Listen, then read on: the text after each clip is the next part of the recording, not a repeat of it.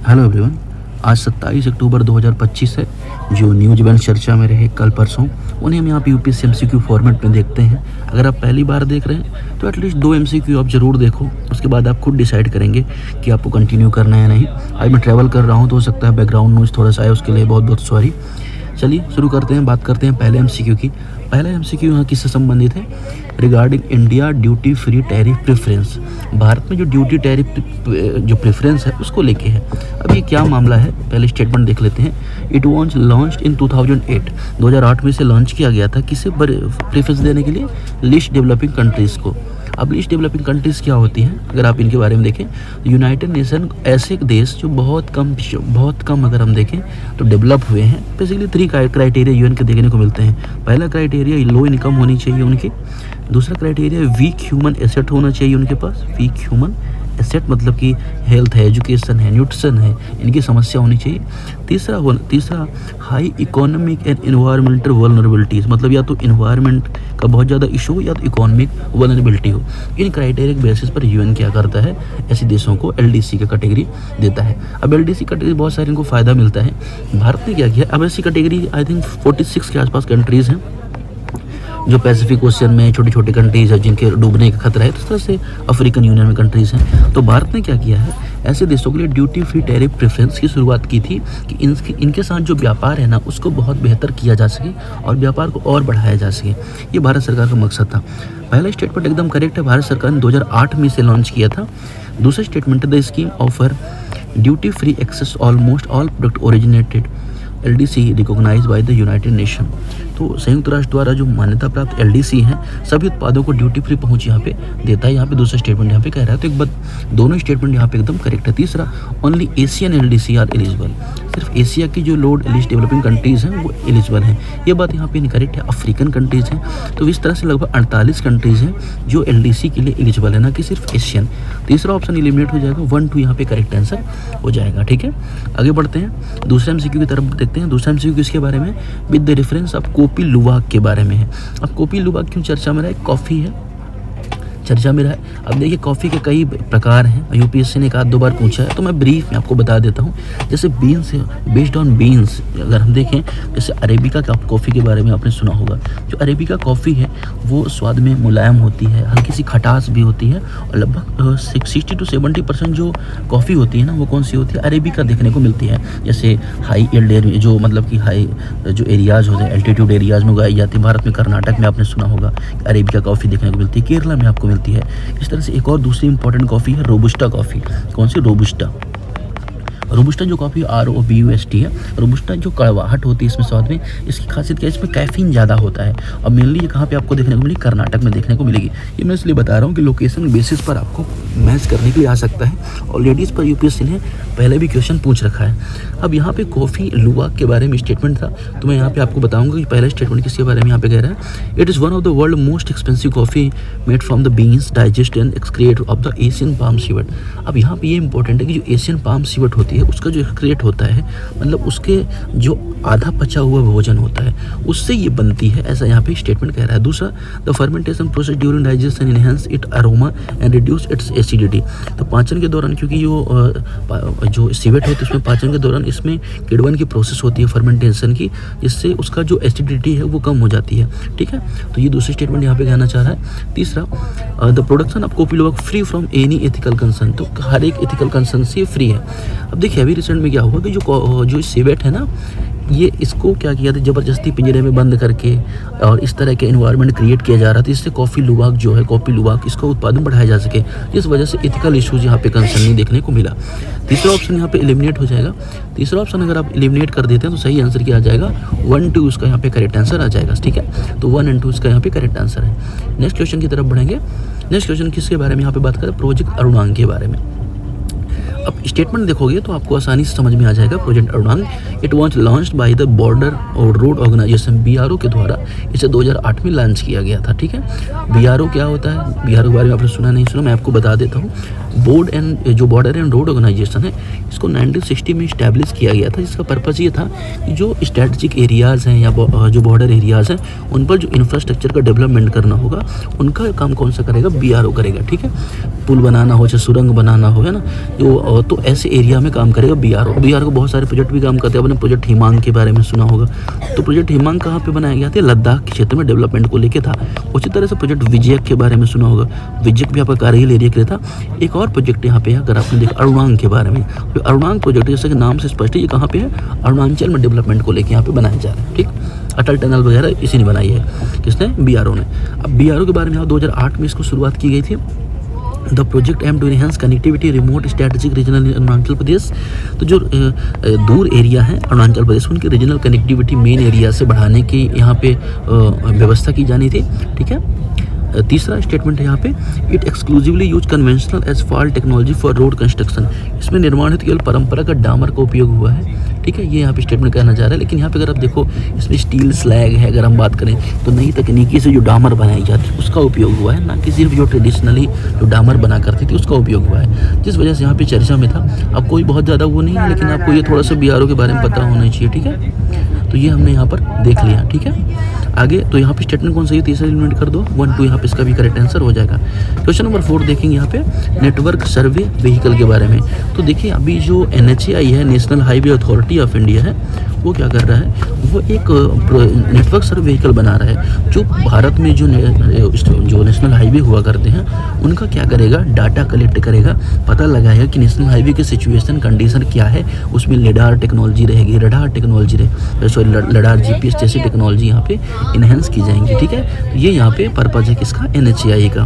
अब NSV are used by the NHAI to collect real time data condition national highway, तो ये जो NSV है network survey vehicle real time data को collect करेगा। This vehicle are equipped with sensor, तो ये भी बात यहाँ पे करेक्ट है कि जो व्हीकल है इससे जो सेंसर्स होते हैं इनसे इक्विप्ड रहेंगे। तीसरा, data from NSV analyse manually by the engineering on site, तो यहाँ पे इंजीनियर जाके डाटा को क्या करें, मैनुअली इसे कलेक्ट करेंगे। लेकिन ऐसी बात यहाँ पे AI को जोड़ा जा रहा है, आर्टिफिशियल इंटेलिजेंस को जोड़ा जाए तो डाटा को क्या करेगा, ऑटोमेटिकली कनेक्ट करेगा टेक्नोलॉजी की मदद से। ठीक है, तीसरा स्टेटमेंट एलिमिनेट हो जाएगा, AI को यहाँ पे जोड़ा जा रहा है, तो 1 2 यहाँ पे इसका करेक्ट आंसर हो जाएगा। आगे बढ़ते हैं, क्वेश्चन नंबर 5 की तरफ बढ़ते हैं। क्वेश्चन नंबर 5 बात कर रहे हैं, Mahe is the first 8 anti submarine warfare shallow water craft build by the Cochin shipyard मिलिटर, तो माही जो है 8 एंटी सबमरीन वॉरफेयर जो सबमरीन के खिलाफ काम करती हैं, ऐसे 8 बनाए जाने हैं। उनमें से जो पहला बनाया गया है वह कौन सा है, ASW है। ठीक है ना, ASW पहला है। ठीक है, 8 एंटी सबमरीन बनाए जाने हैं। दूसरा, it design by high sea warfare oceanic surveillance, high sea oceanic और जो सर्विलेंस के लिए बनाया गया कि जो सबमरीन्स होती हैं भारत के जो पड़ोसी देश हैं या दुश्मन जो देश हैं उनको क्या किया जा सके, ट्रैक किया जा सके। तीसरा, it enhance India's coastal defence capability against under water threat, under water threat में भारत की जो कैपेबिलिटीज को बढ़ाएगा। तीसरा ऑप्शन तो एकदम करेक्ट है यहाँ पे। ठीक है, ये तो आपको भी लग रहा होगा। अब अगर हम बात करें यहाँ पर कि यहाँ पे जो दूसरा स्टेटमेंट कहना चाह रहा है, तो ये क्या कह रहा है कि डीप सी में, डीप सी नहीं, अगर आप बात करो इसको तो जो अपर मतलब अगर आप डीप सी नहीं, जो उथला जल है, सरफेस वाटर है, वहाँ पे जो हमारा जो कैपेबिलिटी है उसके लिए इसको डिज़ाइन किया गया। डीप सी के लिए इसको डिज़ाइन नहीं किया गया। डीप सी के लिए मरीन जो एंटी सबमरीन डिज़ाइन किए जाते हैं, ये एक तरह का एकदम देखो वॉरफेयर है, मतलब जहाज की तरह बेसिकली है। ठीक है, तो डीप सी में काम नहीं करेगा, ये जो आसपास के एरिया है वहाँ पर ही काम करेगा। ठीक है, तो यहाँ पे अगर हम देखेंगे तो दूसरा ऑप्शन एलिमिनेट कर दो आप, तो यहाँ पे सही आंसर क्या आ जाएगा, 1 और 2 यहाँ पे 1 और 3 यहाँ पे इसका करेक्ट आंसर हो जाएगा। ठीक है, क्वेश्चन नंबर 6 की तरफ देखें, consider the following statements regarding leachate के बारे में है। अब लीचेट बहुत ज़्यादा चर्चा में इसलिए था कि जो अर्बन एरिया में जो वेस्ट होता है, अर्बन एरिया में जो वेस्ट होता है उससे एक लीचेट निकलता है, उसको लेके यहाँ पे न्यूज़ में था कि बहुत ज़्यादा अगर हम देखें टॉक्सिक होता है जो किसमें क्या करता है, जो वाटर हमारा ग्राउंड वाटर उसमें जाके क्या करता है, मिल जाता है, जिससे जो हमारा ग्राउंड वाटर पोल्यूटेड हो जाता है और उसका इनडायरेक्टली इम्पैक्ट क्या होता है, मानवों पर पड़ता है। तो यहाँ पे इसलिए न्यूज़ में था, it is liquid form in landfills due to waste decomposition, तो जो वेस्ट होता है ना उसको डिकम्पोजिशन जब होता है उसके दौरान अगर देखें लीचेट एक लिक्विड पदार्थ निकलता है, आपने देखा भी होगा इसको। It can contaminate ground water, तो ये ग्राउंड वाटर कंटामिनेट कर सकता है। दूसरा बात स्टेटमेंट यहाँ पे करेक्ट देखिए, अगर आपने पहला वर्ड ही समझ लिया तो फिर आपको आसान हो जाता है ना। तो इसलिए करंट अफेयर्स में यहाँ पे पर्पज़ ये नहीं रहता कि आपसे गलत कराया जाए, यहाँ पर्पज़ ये रहता है कि आपको इन्फॉर्मेशन ज़्यादा से ज़्यादा मिले। और आपको एडिटोरियल का भी PDF मिलता है, हिंदी और इंग्लिश में MCQs के PDF मिलते हैं विथ एक्सप्लेनेशन। टेलीग्राम चैनल हमारा जरूर ज्वाइन कर लें। अगर आपको लिंक ना मिल रही हो @India's affairs, India affairs by Divas Dwivedi search करेंगे आपको टेलीग्राम चैनल मिल जाएगा। अगर इसमें मैसेज कर सकते हैं तो मैं आपको लिंक आपको शेयर कर दूँगा, ठीक है। Nature is generally harmless as the content, तो ये हार्मलेस होती है तो बात एकदम यहाँ पे इनकरेक्ट है। देखिए मैंने आपको बताया कि बहुत ज़्यादा हार्मफुल होता है।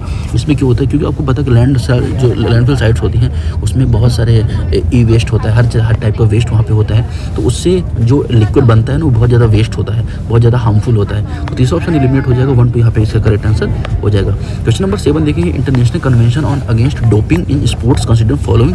अब आपको कई बार आपने सुना होगा डोपिंग के बारे में कि डोपिंग जो होती है भारत क्या कर रहा है। तो अभी क्या वो भारत किसमें वाइस प्रेसिडेंट का रोल निभाने वाला है, किसमें एंटी डोपिंग जो एशिया पैसिफिक रीजन है उसका, ठीक है। तो भारत वाइस प्रेसिडेंट होगा, इस वजह से यहाँ पे न्यूज़ में आ गया। और ये स्टेटमेंट देख लेते हैं और कुछ इसके बारे में फैक्ट भी जानेंगे।